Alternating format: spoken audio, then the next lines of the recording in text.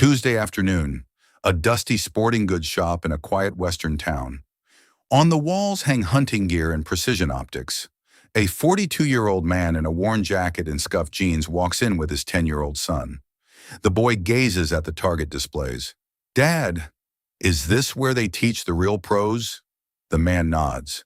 A group of loud travelers near the counter smirks. "First time in a shop, pal?" The man stays silent, focusing on a specialized scope. When he asks a surgical technical question, they laugh. But then, the owner walks out. He freezes. "Good to see you again, sir." Silence. Ethan Cole was a man of steel and silence. At 42, his face was a map of experiences he rarely spoke about. Fine lines at the corners of his eyes from years of squinting at distant horizons, and hands that were steady as stone. He was a senior safety and outdoor skills instructor for a high-level training center, but in his daily life, he was a ghost. He didn't wear tactical gear to the grocery store. He didn't brag about his service records at the local diner. He wore simple cotton shirts, drove an aging pickup truck with a rusted tailgate, and lived a life defined by one primary mission: being a father. To the elite world of tactical survival, Ethan was a legend known as the Vortex, the only man who could navigate a whiteout blizzard by the sound of the wind alone. But in this dusty town, he was just the guy who fixed the neighbor's fence and always had a kind word for the librarian. Ethan was a single dad. 5 years ago, his world had been hollowed out when his wife, Sarah, passed away after a long illness. Since that day, he had systematically dismantled his old high-pressure life. He moved away from the intense, government-contracted search and rescue training programs that kept him away from home for weeks at a time. He chose a quieter path, teaching basic survival and safety to teenagers and weekend hikers. He needed to be the father who was there for every breakfast, every school play, every scraped knee, and every Sunday afternoon camping trip in the backyard. He had traded the roar of rescue helicopters for the soft scratching of his son's pencil on homework paper. His son, Noah, was 10 years old. Noah shared his father's observant nature, often noticing the way a bird moved or the way the clouds shifted before a storm. He was a child who didn't ask for much, but for the last few months, he had been fascinated by the concept of target shooting as a sport. He had seen a flyer for a youth safety and precision class at the community center and hadn't stopped talking about it. "Dad," Noah had said that morning, looking up from his bowl of cereal, "do you think I could learn to be as steady as you? The flyer says they teach focus. I want to be focused like a laser." Ethan had smiled, ruffling his son's hair. He decided it was time. He didn't just want to sign Noah up. He wanted to ensure the equipment was right and the instructors were following the protocols he believed in. He knew that in precision sports, the smallest bad habit could take years to unlearn. They walked into Grant's Outdoor and Precision at 3 p.m. The shop was a cathedral of wood and cold metal. The air smelled of gun oil, cedar, and the faint metallic tang of brass. It was a busy afternoon. A group of 3 men, dressed in brand new expensive hunting apparel with pristine labels, were standing at the main counter, boasting about their recent trips to the high-priced shooting ranges in the city. They looked like men who bought their skills from a glossy catalog rather than earning them in the dirt and the rain. Ethan ignored them. He walked toward the back, toward the precision targets and safety equipment. He moved with a quiet, deliberate efficiency that people often mistook for uncertainty. He looked like just another dad in a faded jacket, trying to figure out a hobby he couldn't afford. Noah was wide-eyed, touching the edge of a protective case. "Is this the right gear, Dad?" "We'll see, pal," Ethan whispered. "First, we ask the right questions. Remember what I told you? A tool is only as good as the person who knows why it works, not just how to turn it on." Ethan waited patiently for the sales clerk to become free. He wasn't in a rush. He was used to waiting for the right shot, the right moment, the right breeze. But the men at the counter were already watching him, their whispers echoing in the high-ceiling room. They saw a man who didn't fit their image of an alpha. They saw a quiet father, and they were about to make a very loud, very public mistake. The clerk, a young man named Tyler, finally looked up from a stack of invoices. He was exhausted from listening to the group at the counter brag about their expensive, custom-made gear. He saw Ethan and Noah and assumed it was going to be a long, basic explanation of how a simple scope worked for a beginner. "Help you with something?" Tyler asked, his voice flat and lacking any professional warmth. Ethan stepped forward, his hand resting reassuringly on Noah's shoulder. He picked up a high-end target sight from the display, handling it with a familiarity that was almost subconscious. He didn't look at the price tag. He looked at the adjustment knobs and the lens coating. "I'm looking into the Youth Precision Program," Ethan said, his voice a low, steady rumble. "But I noticed you're stocking the Mark IV sights for the training units. What's the typical grouping at 50 yards with this specific setup under a crosswind? And does the parallax adjustment hold steady after 100 cycles, or does it drift under thermal expansion?" The question was surgical. It wasn't the question of a hobbyist. It was the kind of question only someone who had spent thousands of hours behind a lens in various climates and under extreme stress would ask. The three men at the counter stopped talking. The silence was sudden and heavy. One of them, a tall man with a loud laugh and a pristine camo hat that still had the fold lines from the store, turned around. He looked at Ethan's scuffed boots and the old faded backpack Noah was wearing. "Grouping at 50 yards, the man mocked, his voice dripping with condescension. "Pal, you planning to compete in the Olympics or just trying to hit the side of a barn? It's a youth class. The kids usually just try not to drop the gear on their toes. You're overthinking it." His friends snickered. One of them added, "Maybe he read that in a magazine in the waiting room at the dentist." "Hey buddy, the beginner kits, the ones with the plastic lenses, are in the front. You don't need to worry about parallax drift to hit a paper target once a month on a Saturday." Tyler, the clerk, blinked. He didn't know the answer to Ethan's question. He had worked there for a year, and most people just asked which scope looked coolest or had the most tactical buttons. I'm not sure about the drift specs, sir," Tyler stammered, feeling the heat rise in his cheeks. "It's a high-quality unit, though. Very popular." Ethan didn't look at the men who were mocking him. He didn't get angry. He didn't feel the need to defend his dignity to strangers who measured a man by the price of his jacket. He simply looked at Tyler with a focused intensity. If the adjustment drifts even a fraction of a millimeter at the pivot point, a child will spend their whole afternoon fighting the equipment instead of learning the technique. It creates bad habits that take years to break. "I'd like to see the maintenance logs for the range units if that's possible. I need to know the zeroing consistency." The loud man at the counter let out a booming laugh that rattled the display cases. "Maintenance logs? Listen to this guy. He acts like he's running a military academy for toddlers." "Hey, kid," he said, looking at Noah. "Is your dad always this intense, or is he just trying to impress the clerk because he's bored?" Noah looked up at his father. He felt the sharp sting of the mockery. He saw the way the other men were looking at them, like they were a joke, a distraction from their real shopping. "Dad," Noah whispered, his voice small, "did we say something wrong? Maybe we should just go to the other shop." Ethan knelt down, his eyes level with his son's. He ignored the entire room. He focused only on Noah. "Noah, remember the first rule of the woods? Never let the noise of the wind distract you from the path. People react to what they don't understand. It's not about them. It's about you learning the right way, with the right tools. We stay until we get the facts. Precision requires patience." The loud man stepped closer, clearly annoyed that he was being ignored. He wanted a reaction. "Listen, Pathfinder, some of us actually have business here and money to spend. Why don't you take the kid and go find a toy store? This is a shop for people who actually know how to handle themselves in the wild."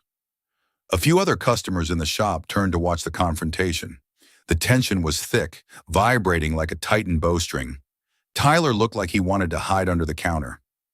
Ethan stood up, his posture perfect, a silent, immovable wall of bone and muscle. He was about to respond, to politely insist on the specs, when the heavy mahogany door to the back office swung open with a purposeful creak. Thomas Grant, the owner of the shop, a man whose reputation as a master marksman and a retired search and rescue commander was legendary across 3 states, walked out. He had been listening through the thin wood of the door. Thomas was a man who didn't tolerate nonsense. He had a face like weathered granite and eyes that could spot a moving target at a mile in a thunderstorm. He walked straight toward the counter, his presence alone silencing the loud man in the camo hat. Thomas didn't look at Tyler. He didn't look at the customers. He walked straight up to Ethan Cole, ignoring everyone else as if they were made of glass. The loud man started to speak, his voice gaining a desperate edge. "Mr. Grant, I was just telling this guy that he's wasting everyone's time with—" Thomas didn't even acknowledge he was there. He stopped 3 feet from Ethan. For a long, agonizing heartbeat, the shop was a vacuum of sound. Then Thomas Grant did something no one in that town had ever seen him do. He lowered his head slightly and straightened his back in a gesture of profound, genuine military respect. "Good to see you again, sir," Thomas said. The silence that followed was absolute. The man in the camo hat froze, his mouth half open. The clerk's jaw dropped. The quiet dad in the scuffed jeans was being addressed with a level of reverence usually reserved for visiting generals or national heroes. Thomas Grant didn't just know Ethan Cole. He owed him his life. 12 years ago, during a catastrophic winter storm in the high Sierras, Thomas had been leading a rescue team to find a downed aircraft. The conditions were impossible. Whiteout visibility, 50-mile-per-hour winds, and temperatures that froze the blood. Thomas's team had been pinned down, lost in a labyrinth of ice and shadow. The man sent in to lead them out wasn't a soldier. He was a specialist, a man known in the training circles as the Vortex, the only instructor capable of navigating by sound and instinct when the instruments failed. That man was Ethan Cole. Ethan had spent 48 hours in that storm. He hadn't just found the aircraft. He had found Thomas's team. He had guided them back to safety through terrain that should have been a graveyard. During that mission, Thomas had watched Ethan make a shot in a cross gale to signal an extraction chopper, a shot that physics said was impossible. "Elias told me you were back in the area," Thomas said, his voice warm and resonant, completely ignoring the stunned crowd. "I didn't believe him. I thought you were still running the advanced curriculum at the academy." Ethan gave a small, humble nod. "I'm a civilian now, Thomas. Just a dad trying to find a good safety class for my son." Thomas looked down at Noah, his eyes softening. "So, this is the next generation? Noah, right? Your father tells me you've got a good eye for patterns." Noah was paralyzed with shock. He looked at the legendary Thomas Grant, and then at his father. You know my dad?" Thomas laughed, a rich, powerful sound that filled the shop. "Know him? Noah, your father is the reason I'm still standing here to run this shop. He was the lead instructor for the Regional Search and Rescue Tactical Unit for 6 years. Half the instructors we have in this state today, the ones people call experts, learned how to hold a rifle and read a map from this man." The silence in the shop turned from awkward to heavy. The 3 men at the counter looked like they had been turned to stone. The man in the camo hat felt a cold, burning shame crawl up his neck. He had just told a legendary instructor to go find a toy store. Thomas turned his head toward the men at the counter, his gaze sharpening into a blade of pure steel. "I believe I heard someone talking about people who know how to handle themselves?" Thomas asked, his voice low and dangerous. The loud man swallowed hard. "Mr. Grant, I didn't realize—" he didn't say anything. "That's because people who actually know what they're doing don't feel the need to shout about it," Thomas snapped. Mr. Cole was asking about the parallax drift on the training units. It's a valid, high-level technical concern. If any of you had half the skill he has in his pinky finger, you'd be worried about it too, instead of worrying about how your hat looks in the mirror. Thomas turned back to Tyler, the clerk. "Tyler, bring me the maintenance logs for the youth range, and pull a new set of the competition-grade glass from the safe. If Ethan Cole's son is joining our program, he isn't using the standard floor models. He's using the best we have." "Yes, sir!" Tyler scrambled to the back. The loud men at the counter quietly gathered their things. They didn't finish their transaction. They didn't say another word. They walked out of the shop with their heads down, the heavy thud of the door behind them sounding like a final judgment. The other customers in the shop began to murmur, their eyes full of a new, profound respect for the man in the worn jacket. They didn't see a quiet dad anymore. They saw a master hiding in plain sight. "Why didn't you tell them, Ethan?" Thomas asked, leaning against the counter. "You could have shut them down in 10 seconds. Ethan looked at Noah, who was now touching the new high-grade equipment Tyler had brought out with a sense of reverence. "Because that wasn't the mission, Thomas," Ethan replied quietly. "I didn't come here to win an argument. I came here to teach my son that the truth doesn't need a megaphone. It just needs to be the truth." Thomas nodded slowly, a look of deep respect in his eyes. Still the same Ethan, still teaching the important stuff. He spent the next hour personally showing Noah the equipment. He talked to the boy not as a child, but as a student of the craft. He explained the physics of the grouping, the importance of breath control, and the hidden mechanics of the sights. But every few minutes, he would look at Ethan and ask for his input. "Is that the way you'd teach it, Chief?" Thomas would ask. And Ethan would offer a small, precise adjustment. "Try explaining the trigger reset as a heartbeat, Thomas.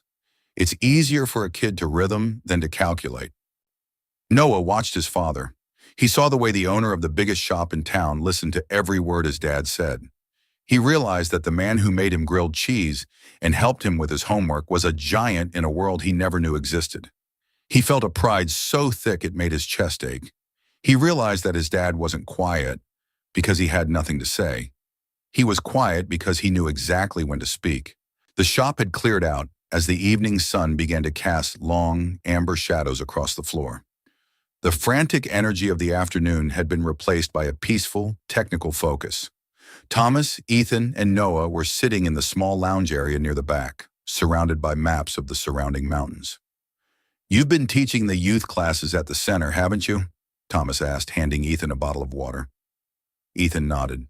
"Mostly basic skills. Fire starting, navigation, cold weather prep. It's honest work, and it keeps me close to home." Thomas sighed, looking at the maps. "We've been struggling with the safety curriculum for the senior scouts, Ethan. The new guys, they're good with the gear, but they don't have the feel. They rely too much on the GPS and the digital optics. When the batteries die or the fog rolls in, they panic.